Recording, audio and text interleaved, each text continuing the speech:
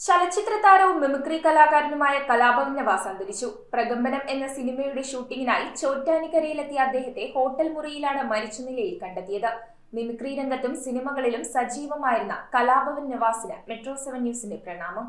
നടനും മിമിക്രി കലാകാരനുമായിരുന്ന കലാഭവൻ നവാസ് അന്തരിച്ചു. ചോറ്റാനിക്കരയിലെ ഒരു ഹോട്ടൽ മുറിയിലാണ് അദ്ദേഹത്തെ മരിച്ച നിലയിൽ കണ്ടെത്തിയത്.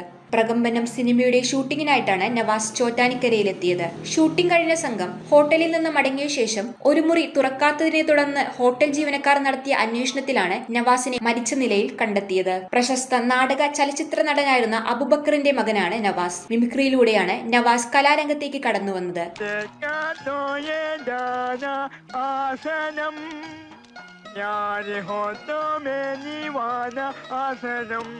പിന്നീട് കലാഭവനിൽ ചേർന്നതോടെ പ്രശസ്തനായി. സഹോദരൻ നിയാസ് ബക്കറിനൊപ്പം കൊച്ചിൻ ആർട്ടിസ്റ്റ് എന്ന മിമിക്രി ട്രൂപ്പും അദ്ദേഹം സ്ഥാപിച്ചിരുന്നു. 1995 ചൈതന്യം എന്ന ചിത്രത്തിലൂടെ നവാസ് സിനിമയിലേക്ക് അരങ്ങേറി. മാട്ടുപ്പെട്ടി മച്ചാൻ, തില്ലാന തില്ലാന, ജൂനിയർ മാൻഡ്രിക്, കസബ തുടങ്ങിയ നിരവധി ചിത്രങ്ങളും ടെലിവിഷൻ പരമ്പരകളും അദ്ദേഹം ശ്രദ്ധേയമായ വേഷങ്ങൾ ചെയ്തിട്ടുണ്ട്. News desk metro 7. കമ്പ്യൂട്ടറിൽ നിങ്ങളുടെ കാഴ്ച പരിശോധിക്കുവാൻ ക്വാളിഫൈഡ് ഒപ്ട്രോമെട്രിസ്റ്റിന്റെ സേവനം ലഭ്യമാണ്.